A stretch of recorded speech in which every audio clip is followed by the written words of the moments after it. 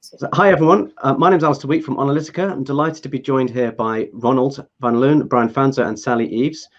We are going to be talking about how to turn your events digital, especially if you weren't planning on doing a digital event. The world has changed since the last time we all spoke together on a webinar, and I'm sure it has for you too.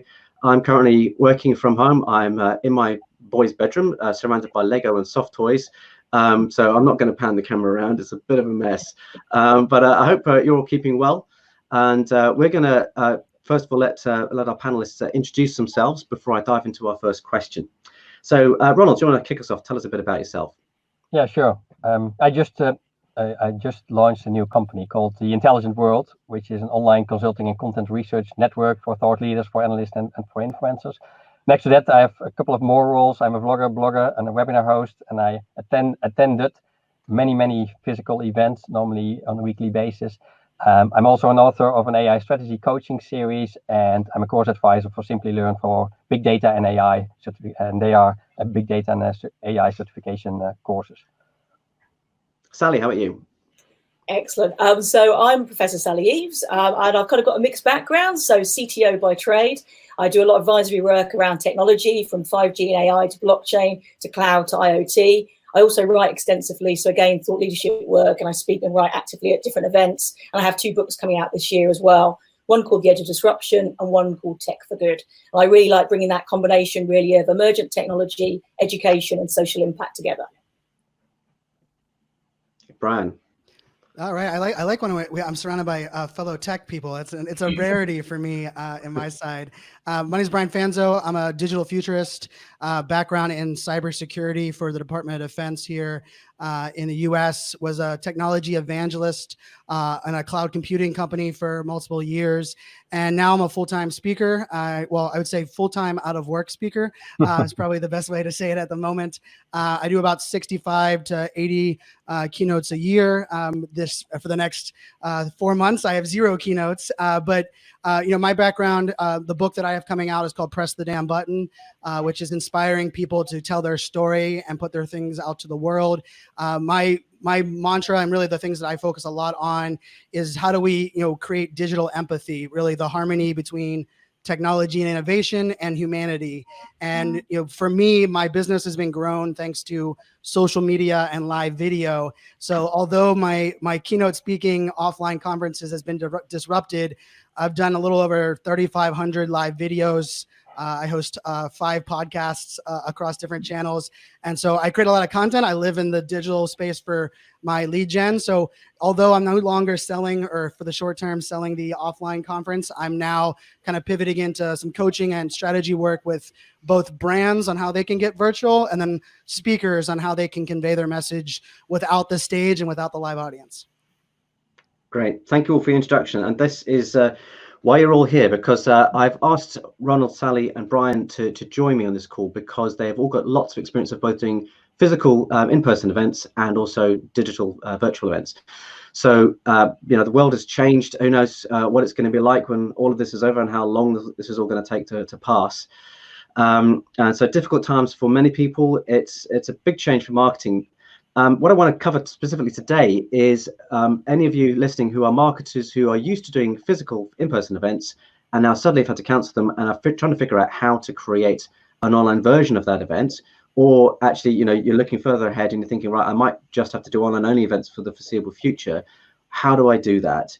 And we've also got the challenge now that there are going to be many delegates who would normally go to these events and themselves are not used to attending online events and don't really know how to join a webinar. So I'm going to be asking these 3 experts who have been to more events than you can shake a stick at about some advice about how to kind of transition from that, especially if you were really not planning on doing this at all. So maybe I just wanted to start off with the 3 of you a question about people who've maybe already got an event or had an event planned, and they had a speaker lineup, they had maybe seminars, and they had the whole thing planned, and they suddenly had to bin it. How can you kind of salvage something from that event? So what can you do with your speaker lineup? What can you do with the seminar program? Or is it just bin the whole thing and just start from scratch with some kind of online format? I don't know. Sally, do you want to kick us off with that one? Yeah, okay. I think I've got quite a current example of that, actually. So there was an innovation summit and I had a couple of roles in this. It was going to be over 2 to 3 days. One day I was actually MC, which I've done a lot of lately, and I'm really quite enjoying that. And on the other day, I was a keynote speaker and also taking part in a panel. And when, with current events and things at the moment, we've tried to be quite pragmatic about that. There's a lot of value in that. So if we're looking at converting anything online, it's all about that question of value for me. We didn't want to lose that. So how could we bring everybody together? And one example is what we did 2 days ago, which was a LinkedIn Live. And we created like virtual panel versions with different perspectives coming together on the same topic areas. And we effectively rolled out a version of the agenda we would have done in person, but we did that using different means. The LinkedIn Live one I thought was particularly successful. And again, a bit like the format we've got there, 4 to 5 people sharing perspectives and just really getting people involved. And I think the thing that supported that as well is that for people who hadn't attended such a thing beforehand, we did a lot around the preparation. A lot around the pre-testing. I think sometimes with these things, if you're not familiar, obviously we're on StreamYard today for this one, but some people have never used this beforehand. So again, it's just putting that effort in to help people feel really comfortable about it. And I think particularly now, because all of us, our routines are a little bit out the window at the moment. And I think we all travel a lot with our respective work and speaking and things like that. But for a lot of people, particularly for delegates and people who are working at home for the first time, this is quite disruptive. So I think if we can make events that are going online more familiar, that's really important too. We need to have that kind of comfort factor a little bit to make things easier and more familiar. As I say, I think that's massively important. But I think that we can really have an opportunity here. It's difficult times, but I think we have to be pragmatic. I'm very kind of purpose-led in what I do, and I think we can really come together here and actually create some really high-value events and experiment a little bit for the first time. And there's more freedom to perhaps do that now than never beforehand. So I'm quite positive, the right mindset of what we can do here. Cool. Brian, how about you? Yeah, so I love that. And I think, one of the things we have to set the stage is that nothing we do in the virtual space will replace everything we do at an offline conference, right? And there's a reason for the last 10 years we've had virtual and digital offerings, and they haven't replaced the offline. But I think this is our chance to reinvent what that digital experience looks like, right? So I love Sally talking about LinkedIn Live and integrating multiple voices. And previously, just the logistics of bringing up people on stages and back and forth would feel chaotic in a offline world. In an online world, it's something that we should be leveraging. It maintains attention. But I think, to answer the question in the sense of what are we doing now? We're in a delicate scenario, right? Where there's many of us that are like, hey, we need to do business as normal. Life goes on. We need to push forward. But there's also consumers, and in the U.S. here, as much as a 20% unemployment rate is what's predicted. And so we have to remember, our audience is in a state of mind that they want to consume. They want to be a part of these events. I speak at a lot of kind of Fortune 100 enterprise tech events. So I was doing Oracle, IBM, SAP events over the next couple of months, and they originally canceled offline, went virtual, but then I've seen multiple of them just decide to postpone the virtual into the fall. And I think that those are some interesting decisions that we kind of have to make. I think there's the other piece of it is because, the thing that we have in the offline world, which is really the luxury that we don't get anywhere else, is we have captured attention. We have people that are there that are, it's so beautiful. And in the digital world, not only do we not have captured attention, multiple tabs, multiple distractions, kids running in the background, but we also have this unsettled world of what does our new normal look like? And so I think one of the things that we have to start looking at, and especially for speakers, for a couple of my events, I had 14 events over the next 75 days. And in a matter of 4 days, I lost all 14, right? So they all 14 canceled. And for many of them, they were like, Brian, we love to hire you, but we're going to move virtual and we're just going to use internal talent, which meant they're just going to have executives talk. And for me, it was like, well, part of what you were doing was this, third-party validation, and you had analysts. And so part of me is like, well, I know that's going to fail. And when it fails, they're going to come running back to me and it'll be okay. But even in a different kind of switching that mindset, so many of us aren't sure what the virtual landscape looks like. And as speakers, and I think Ronald talked about, being a webinar host, just like a panel, right? Most panels suck unless you have a great moderator, right? When you have a great moderator, that is online and as offline, right? They can be really powerful. And I believe webinars can be the same way, but there's also this weird space where someone looks at, hey, an offline conference is something you plan for 9, 12 months. You have all of these different speakers, different voices, you have different tracks. When we move online, we're like, let's just put a bunch of webinars in a row and call it the same thing. And I think it's like a disconnect that we have. And so part of this, I think, as we look at this, both from brands and speakers and where we move forward, is not only how do we integrate other components, but how can we look at solving the same problems that exist, but doing it in a delicate way? Because there is this kind of, uneasy piece of it. And, I reached out to a lot of my clients that were like, we're just not ready to move forward. But in the last 48 hours, I've had 4 clients, they're actually not even clients, 4 people that just happen to know me via social media, reach out and say, Brian, can you architect what a virtual event would look for us? And these are, it's like Fannie Mae, some large companies. And so there are companies that have sales teams that are like, where's all my leads that I would have normally got from this event, that they have to make up for that, right? Like there's no lost time for that. While at the same time, there's a lot of events that are like, my audience might be unemployed, laying people off. Like, how do I? So I think it's a balance. And I also think, we as marketers use the word unprecedented a lot. I think this is the first time it's actually, it actually means something, as we are living in unprecedented times. The entire world's impacted. And so I think with that, being transparent, kind of, being willing to work and adapt.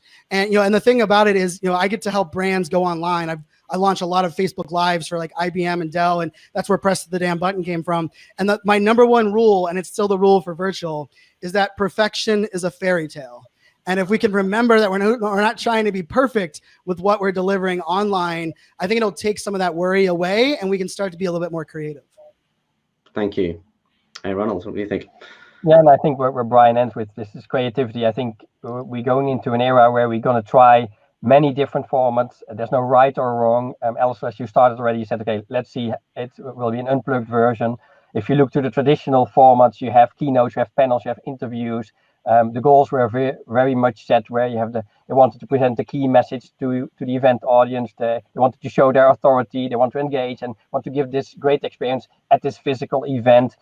If you looked at the digital events, let's say at this physical event, so I attended around 60 events in the last year, where I transformed this content from this physical event into the digital format. At the old goal, it was always focusing at reaching this new audiences. We were there to reach it outside of the event and engage and build this thought leadership and awareness in the digital space. I think now this is going to change. Now it's both, let's say, the people that normally came to the physical event that they want to reach. They want to reach this new audience where influencers can help to reach this new type of influencers. But the difference is that we're going to create this audience together with vendors, with speakers, all together. We have to drive them online. And if you look to different type of examples, I've done quite some examples in the past, and last couple of days, many companies ask me, okay, what is possible? So what type of the virtual possibilities do we have? And as you mentioned, there will be many different formats the coming time, but you have keynotes which can record, and you can live broadcast them to YouTube, to LinkedIn, to Twitter at the same time, maybe at your website, where you can have, for example, influencers who give their opinion. So in the physical event, you have also the keynote where influencers or analysts are there. They give their opinion, they share their opinion with their audience. That's how you can transform it in a digital format. You have your keynote. Again, you can record your keynote at home, and then you can have influencers make a pre and a post analyst session and give their opinion. So you have external opinions instead of telling only about yourself. Also with the panels, where indeed the host is the one who can drive it, but where you can have external hosts, you can have influencers, they have the experience, and you can share it. And the last part is interviews still there. I'm doing now all kinds of interviews where we do them either remote or they record them at home. I record them in my studio, and then with our production capabilities, we record independently and we match it in a post-production and make a nice, let's say, total story of it. So you have the live versions, you have the produced versions. And if you look to the results, so I've done a couple of live broadcasts streamed via LinkedIn, via Twitter, via YouTube, which have between 10,000 and 20,000 viewers after a week and a half. And there's much more engagement where people like to chat. And this, let's say, this type was only without the promotion from the vendor. So if we combine forces, we can get much more audience on one hand, much broader, and still have quite some engagement. So it's a matter of do it. You have all the content, take care that you have some production, have the technical facilities ready, and just do it and make a format and make it happen. Yeah, so you talked about the kind of recorded live video. So that's basically where there's a recorded session, and then it goes on to, let's say, LinkedIn Live, but then it's live because there's an ability to actually chat and interact with the speaker, whilst their pre-recorded talk is kind of playing kind of in the background. That's what you mean. I think we've that's right. Yeah. So yeah, and I should say for anyone listening, watching, we will be sharing links from all three speakers, just of examples, where for the content that they're talking about, that they've been involved with in the past. So that will come with the post when it goes onto LinkedIn and on our blog when we put it out there as well. Just wanted to pick up a bit more on something that Sally said about the delegates when they're coming along who maybe not used to online events.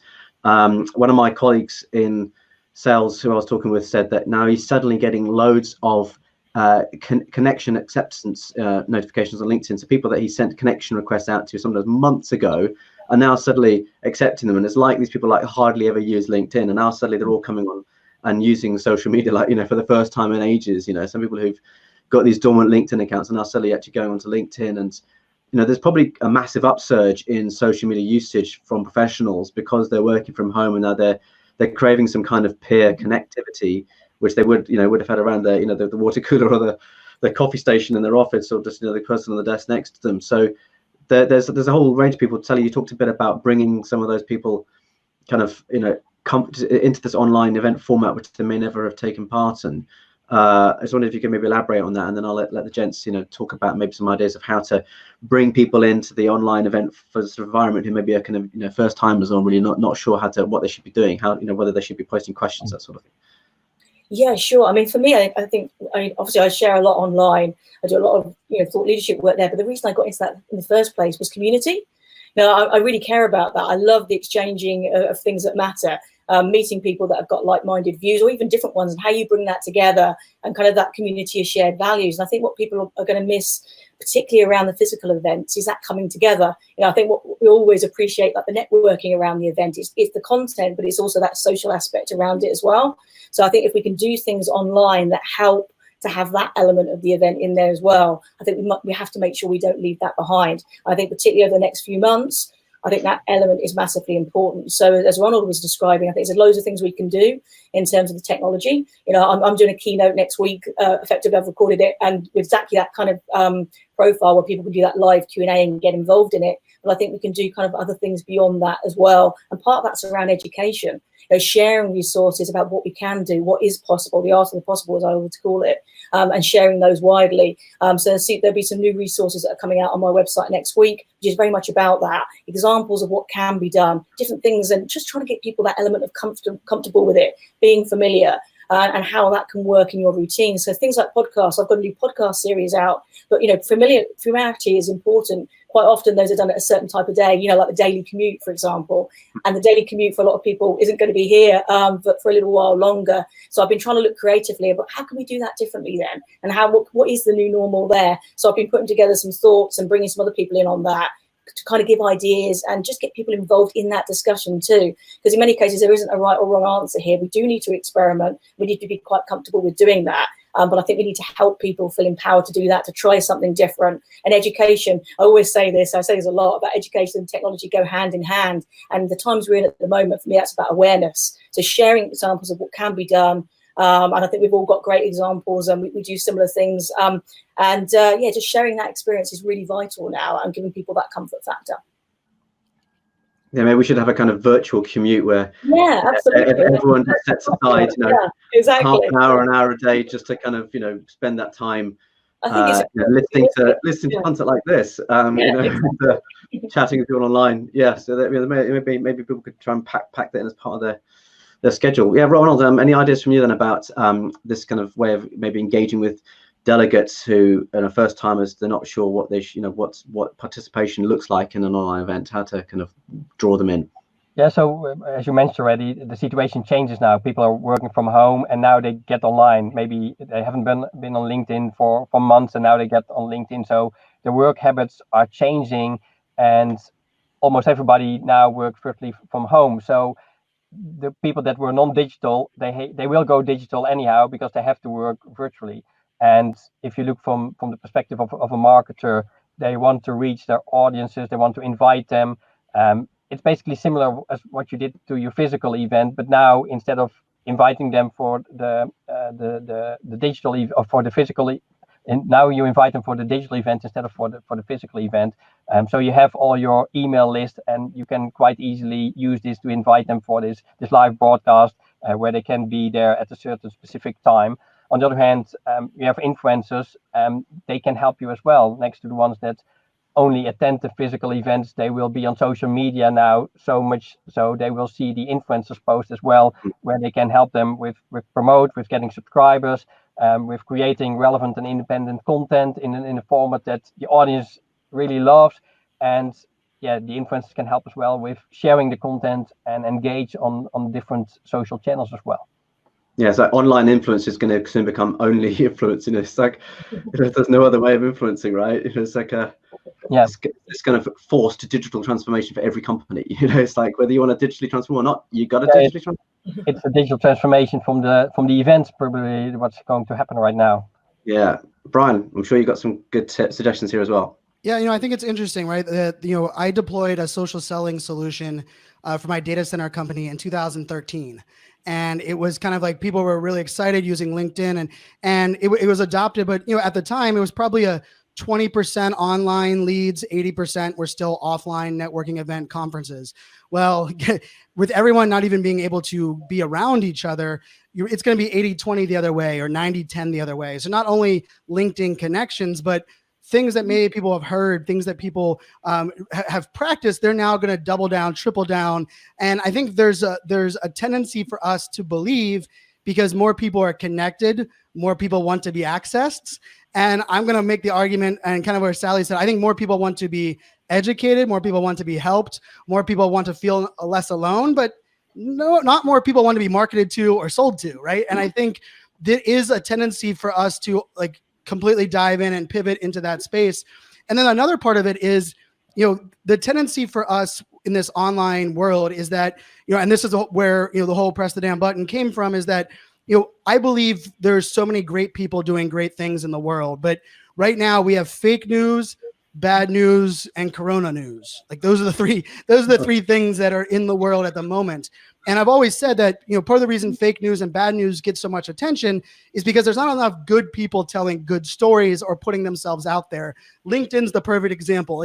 When's the last time your resume got you a client or a job or closed a deal, right? You don't ever walk in with your resume, yet if you look at majority of LinkedIn profiles, there's not a personality to it. The picture is even different than what you would. Your intro paragraph doesn't tell stories. And I think I'm excited that it is kind of like a forced digital transformation. It's also a forced, adaptation to a world that, people have been telling you it's coming around. But for many of us that we've been like, hey, it's coming, and lots of people have been waiting. Well, now you're forced. And I will also say, someone that loves change and believes in the power of it, when you're forced to change, it adds a level of fear. It adds a level of uncomfort. It can be compounded with the stress of having to work with your spouse or your kids there.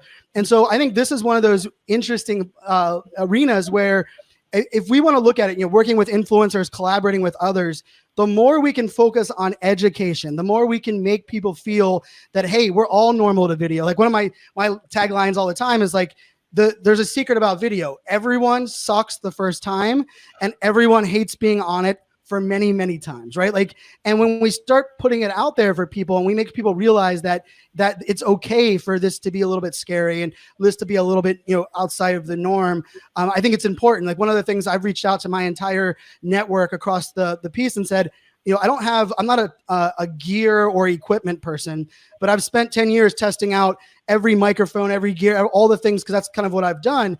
And I put out hey, I will message, anyone can message me on any channel with recommendations on web cameras to lighting to, mobile to not mobile, whatever it may be. And part of it is, it's not a sales tactic. It's I want people to get over the hurdle. And funny enough, technology is the easiest crutch we've always had, right? Why don't you do webinars? Oh, I don't have a great, web camera. Well, what about the one that's in your computer? And it's $100 for a great Logitech camera. Like that's the excuse we're using. And so I think that's an interesting one. And then I think the other piece of it is, in this social media time, because we're all living in uncertainty, the more transparent we can be as leaders, as influencers, as those that people are looking up to, the more our message is going to resonate. Right now, we do not want people telling us what to do or talking down to us. And like one of the things that I actually have a piece of content coming out on Friday is, how do we be transparent and vulnerable while maintaining authority? Because I think it's something that we sometimes hesitate with. But when you're having to lay off employees, make a lot of these really tough decisions, and then you have to jump online and convey that you're perfect and that you're a leader that has everything together. Not only is that, can your audience see through that, but as a person, that strain is, you become burnt out. And it's such a difficult piece. And I will say, like, for me, the day everything changed in the digital world was November 2nd, 2013. November 2nd, 2013, I was actually my mom. I'm a mama's boy. And my mom had messaged me and she's like, Brian, one of the things that you always have done in life and in the roles that you have as a technology evangelist is you're unapologetically yourself. But she's like, why on social media do you not have a hat on? And why do I never hear you talking about, the things that you enjoy in life? And of course, I'm a mama's boy, but I was like, Mom, you don't know social media. You don't know what you're talking about. Like, leave me alone. But then that day I sat back and I started to realize that I spent all my time trying to share what I thought other people wanted to hear. And on that day, I went into my mirror and I wrote, be yourself in giant letters on my mirror. And everything for me changed that day, right? I started working on a community. I went from 2,000 followers to 100,000 to a list with over 250,000 followers. And the secret has been not me trying to convey more stuff that I think others want to hear, but it was allowing people in and being myself in every way, because that's the easiest way. Like, offline to online is only difficult if you're trying to fake who you are. The barrier is almost eliminated if you can embrace who you are and what you're about. And so that's why, like, I look at I called LinkedIn for the longest time, I've called it the digital golf course, right? Like, my dad taught me that I needed to learn golf growing up because business was done on the golf course. But then the first time I was on the golf course with people that I wanted to do business with, nobody talked about business. It was all about life and, the things that we connected with and helping each other solve problems. And then at the end, we built a relationship that ultimately was a business deal. And I think if we can approach LinkedIn with that kind of mindset, like, what did you talk about at a salon or the networking event or the golf course? Conveying that same kind of conversation is really where we extend relationships. If we just get on there and broadcast, digital messages or marketing and sales, I don't care if there's more people online. There's gonna be more people that are gonna unfollow and block us. Yeah, that's great. And I was thinking about what you're saying. The other thing that's been kind of forced on people is, for a lot of marketers, is going to be this kind of authenticity as well, because I'm working from home. I might have one of my kids running in here screaming any minute, and or I might need to go pick up a delivery of hay that's coming in for our rabbits, and so who knows what's going to happen. And we're going to have all sorts of people making content, doing conference calls with all sorts of things going on in the background that is not the kind of polished professional lifestyle that everyone's used to. So I hope that's going to mean that marketers are going to be like, yeah, I can have a go at doing this new form of content. It doesn't need to be perfect. Hopefully we can all be more forgiving with each other if everything's not quite as polished as we're used to in the kind of the pre-coronavirus days. Well, if you think about it, just from like we've always heard the adage that people buy from people they like, right? Like, that's been the adage for forever. But the thing that we forgot about that was we didn't buy from people we don't like. Like, if you had a lukewarm feeling for someone or no emotional attachment at all, and the price was better, we would buy from that person. But there's things like influencer marketing. Let's put it out there. Influencer marketing, the idea of influencer marketing. Like, I got my first influencer, like, really nice paycheck in 2014. And funny enough, for me as an influencer that in that time, the thing about it was that they were like, well, Brian, you didn't call yourself an influencer. I was like, well, no, I just recommended the things that I've used that my audience would trust. Right. And so I've always put it out there that, like, influencer marketing extends the trust of a brand to an audience that the brand might not know or might not have that established trust. And the thing about it is that trust is built through relatability, right? Like, all of us became influencers and became trusted resources because our audience could relate to us. And so if we think about it, the more authentic that the world comes, the more that relatability exists. And I can honestly say, the more I think selling and marketing is going to become easier, because we are going to be able to relate with the, you know, the things that are going around in the world. I mean, one of my most popular videos that I've ever closed business on is one where I got on there explaining the value of live video and why every brand should do it. And I bumped the button on my standing desk, and both lighting gear fell on top of me. The beer that was off screen slid down off the table. And like, I caught the beer, the laptop fell, and everyone's like, he prioritized the beer over the laptop. Embarrassing, as I was the one conveying it. But the amount of clients that came to me and were like, Brian, if you're willing to show that human side of yourself, even as someone that we look at up as the person the most experienced in video, we'll hire you to help us do it, right? And so like, that's the perfect example of like, hey, this is all of our worlds now. We can't hide it because it's almost impossible. But I really look at relatability. You know, it's the secret sauce for influencers, and it's going to be continue to even grow, even, you know, at a greater rate. Yeah, thanks. And I just wanted to ask all of you for a few just maybe specific practical tips for people trying to switch their events to digital. You know, maybe have like some speakers that they have already got lined up, trying to make use of those. You've touched on this a bit already, but I don't know who wants to kick off with just a couple of minutes each, just to give a couple of practical tips, and we'll share links for any resources that you want to put into this afterwards as well. I don't know who wants to go first for that one. I can kick it off if you want. Go on, Ronald. Yeah. So I really like and love the live or live recorded broadcast. So we discussed it already before, and on one hand, the results are much better. There's much more engagement. So you create really momentum where you drive the traffic at a certain moment to go live. I think it's also good for the algorithms. They like live content right now. Every channel would like to be the new live TV type of channel.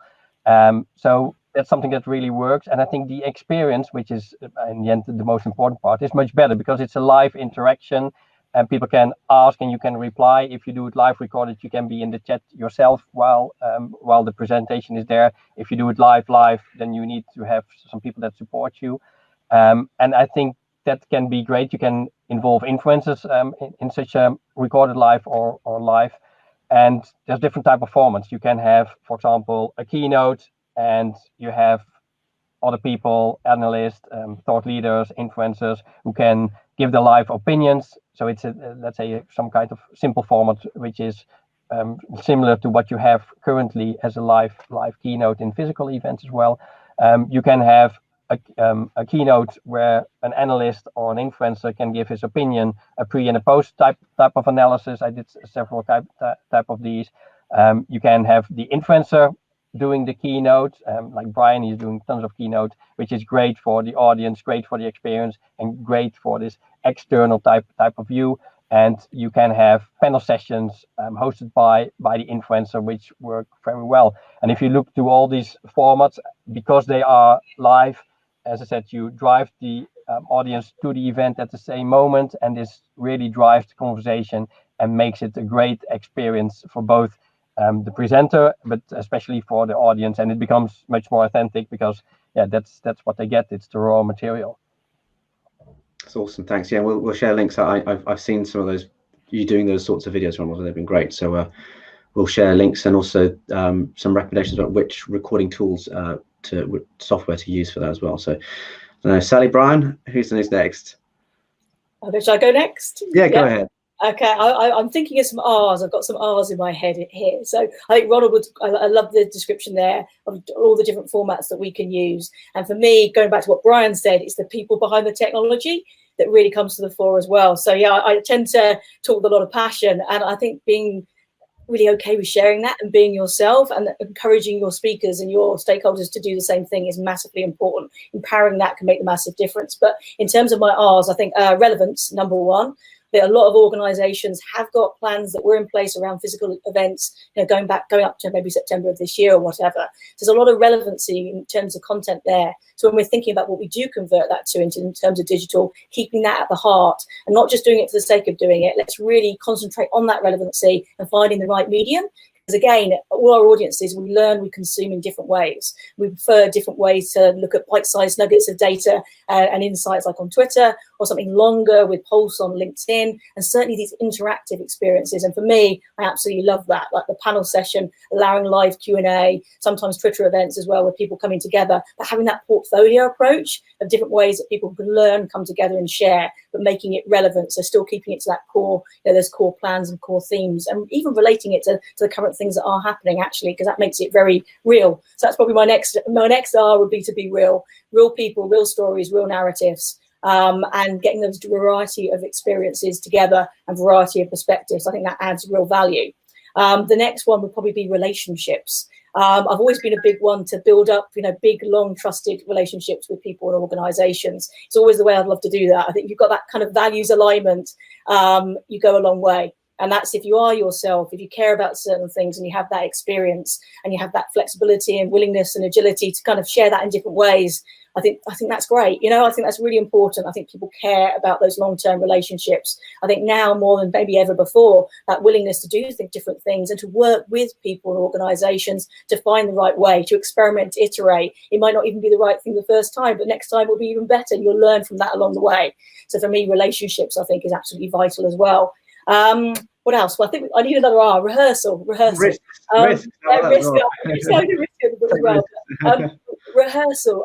This is more from the technical point of view, and I think we touched on it right at the beginning as well, is the fact that this is new for a lot of people, and probably less so for ourselves. But in terms of people who is joining this for the first time, I think we all remember kind of being at school and you put your hand up to ask a question. It's even simple things like that. If you haven't yet used different mechanisms beforehand, do you want to be the person to ask the first one, and helping people feel comfortable with that and doing that pre-prep beforehand so that people can, even here we've got private chat on the side if we wanted to, things like that aren't always familiar to people. So doing that work as well, and spending the time prior to an event and afterwards, doing that doing the relationship building in between and helping along that journey, I think is vital as well. So yeah, the R's are probably my kind of little guide to things that we can do. But again, it comes down to people, technology working together and putting that focus on education in between.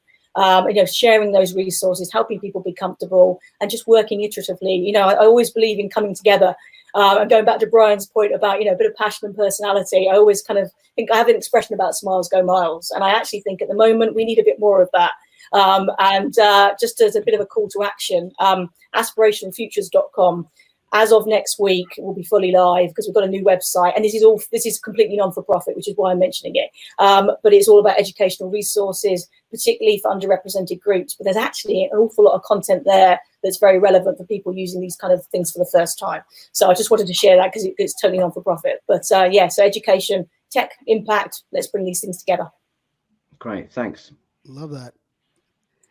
Yeah, so I'd say, I would add. We need to start by defining what success looks like from the beginning.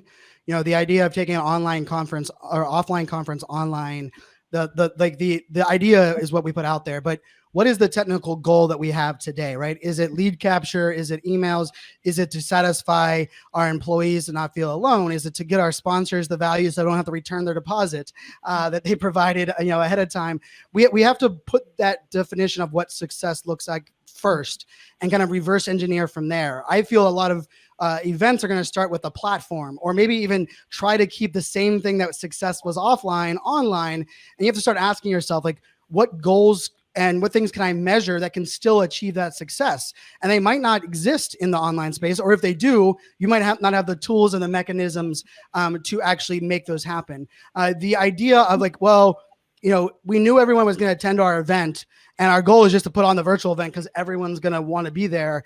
We probably need to come back to a little bit of reality that like we're not as important as we think we are. And, as a speaker saying that, which I think is sometimes hard to say, right? Like, but that, it's something from an event perspective is that, what does, if it isn't lead capture, if it's the idea to provide a service, how many questions do you need on your entry form, right? Do you need 32 questions, a blood sample and everything else that some of these events do? And if you don't, start figuring out how that works, right? Or even, like one of my favorite statistics or things to measure in the live video space, digital world is repeat viewership. Now, there's no tool that does it, but on my team, for the brands that I work with, we actually take after a live video and we add into an Excel spreadsheet everybody that attended. And then if we do another, we'll do 3 in a week or 3 over 2 weeks, and we'll look at that list, and whoever attended more than once and was in this event, we look at that as our persona, that as the, because it's not only like, hey, we were just scrolling LinkedIn and a LinkedIn Live showed up, right? Or I was on my phone, looking at cat videos and watching people freak out about, staying at home, and all of a sudden a video showed. But someone that's coming back a second time, right? Giving you their time a second time, that's a much more mature lead. That's a much more understanding of, that piece of it. The other thing about it is understanding how views are measured in this world, right? Like how a webinar measures views versus live video, right? Like live video on Facebook, if someone's scrolling slowly, they will give you credit for a 3-second view without someone actually clicking in to your video, turning on the volume, or even acknowledging it. Versus LinkedIn Live waits for a 5-second view and requires someone to actually have clicked on the video itself, right? So these are things that in the offline world, you wouldn't say like how many people viewed a keynote. You watched how many people came into the room, and that was the total amount of people, even though they could have tuned it out, or they could have done something else. And so I think that to me is really important when we're looking at making an event successful. I think one of the biggest things will be if you don't decide what success is beforehand, you can almost guarantee you're not successful, because you end it and you're like, well, there wasn't that many people there and we didn't get that many leads. But if it was just to satisfy this certain group and you didn't need leads for that, then really you could still be successful. So I think that's one of the big ones. And I think Sally hit it home a lot with, and I'll use the C, and I'll say community, in the sense of, right now, I think as brands, we have to shift our focus from the idea of getting new attention and new customers to focusing on the existing attention and our current customers. And I really do believe that has to be our priority number one, because our current customer, we're seeing some companies that are, trying to convey the trust beforehand by giving away, hey, the next 30 days are going to be free. We're not going to bill anybody. Or, hey, we want to do, I was actually, laughing, like Wendy's, in my area, like people are, hey, we should use DoorDash because, to support the local community rather than going through the drive-through. Well, when I went onto Wendy's on the DoorDash actually said, we will provide the tip for the driver and give you free delivery if you use Wendy's. When I went to Applebee's, it was $6.99 for delivery. They had increased the charge by $5. And if you think about that from our side, it's one brand that's, hey, I'm investing in the community and I want to, help the small business owner and give you more reason. Another company saying, I'm taking advantage of the fact you can't go eat in a restaurant. And the difference is, I don't look at Wendy's and Applebee's as the same thing for those that have been to both, but I will buy Wendy's 10 times more than that because that company is putting it out there. And so if you truly believe in community, you want to invest in community, it is about a giving mindset. It's about focusing on your existing audience. I hear this a lot. When I actually heard it yesterday on a phone call, someone was like, well, Brian, I really don't know if we're going to reach anyone outside of our existing list. And I was like, well, don't you think that's, if you can reach your existing list, it's like, would that be great? And they're like, oh yeah, for sure. And I was like, so why do we caveat it about trying to reach people that are outside our list, right? And I think that's that community. We have that tendency, and it's so weird because offline, we know who we want to reach and we're excited about it. Online, because we have the ability to reach the world, we all of a sudden believe we need to reach the world.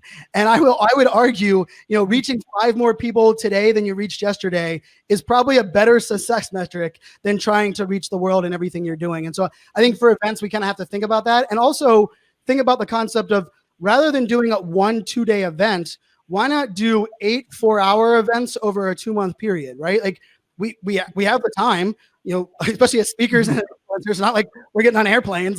Everybody that messages me is like, how's your calendar?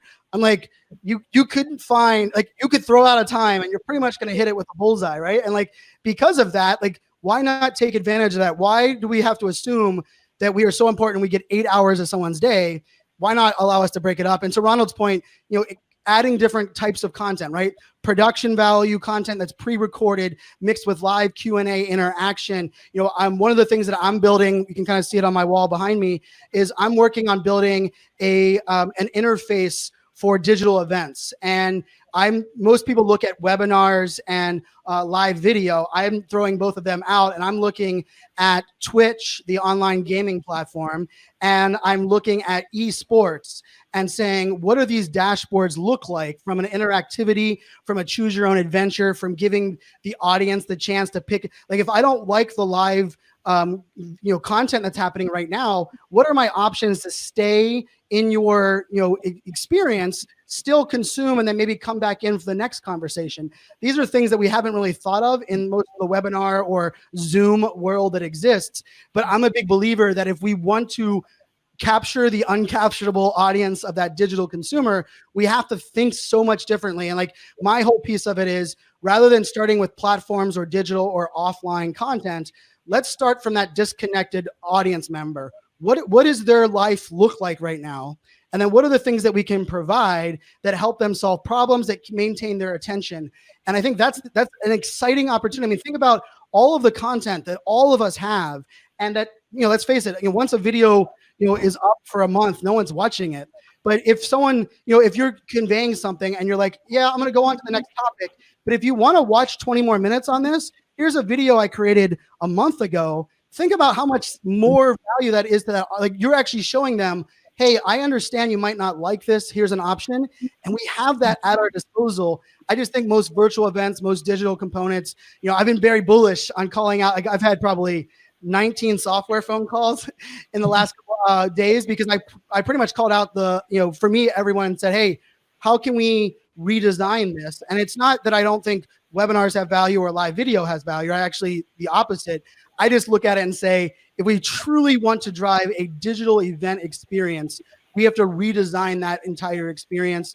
And I think, Twitch has the greatest community in all of social media, right? Like, the number one is the longest time on site, the most loyalty, the most influencer connections. And for those that are watching this, I'm not a gamer. I haven't owned a gaming console in 8 years, even though I'm like the backwards hat millennial guy.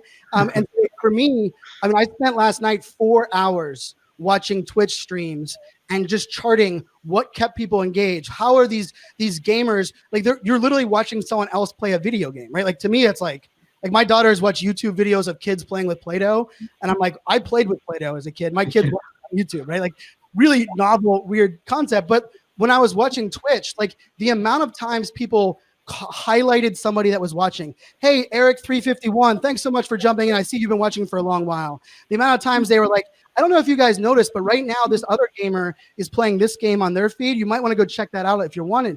And I was like, would anyone on a webinar ever highlight another webinar during your webinar? Never. Like, that's like the cardinal sin of webinar. But for when you watched it, the amount of people that are like, oh, I'll just open another tab and I'll bookmark that other game that's going on. Thanks so much, right? Like, learning from those that are doing it really, really well. And I can tell you, Twitch has been, it's not something that I played with. I helped Adobe a while ago do some stuff over there. But right now I'm looking at ways that people that are doing it great, and how can we incorporate that in our digital events. Awesome. I'm just adding very quickly to what Brian just said. There's something I'm doing with the BBC and their R&D, and it's looking at object-oriented programming. And effectively, you can change the narrative, and it gives the viewer the control about where that story goes, and matches it to your personal interests. I think, again, and I've been looking at what Brian's been looking at as well, so I totally get the community thing around that. I think it's awesome. But I also think this area will be really one to watch for the future as well. And again, giving that kind of shared co-creation, co-ownership, what matters to you, making that experience really, really personal. I think we're going to see some really exciting opportunities coming ahead. So yeah, I'm really into that as well. Great. Any closing comments from you, Ronald? No, yeah, one of the things that with physical events, everybody is there at the same time. I think with digital, we're going to spread it, and we're going to create experience after experience, and keep the people engaged. And I think that's a different mindset that we have to get as a marketer into our behavior and into our planning. Great. Thank you. You guys have shared so much really useful information. I hope it's going to be useful to marketers trying to get their head around the whole weird situation that we're in at the moment. For us as Onalytica, we are going to be trying to bring resources like this together. I'm also going to get in touch with these guys, follow up on some of the things they mentioned, get any links from them. We'll probably also, convert some of what they said into, blog material as well, just to help unpack this great advice from all these years of experience that these guys have between them. So we'll be putting on that on our website. Hopefully that will come out next week. And I hope you also enjoyed the little cameo from my son there. Yeah, so he's it's his 10th birthday today as well. So Congratulations.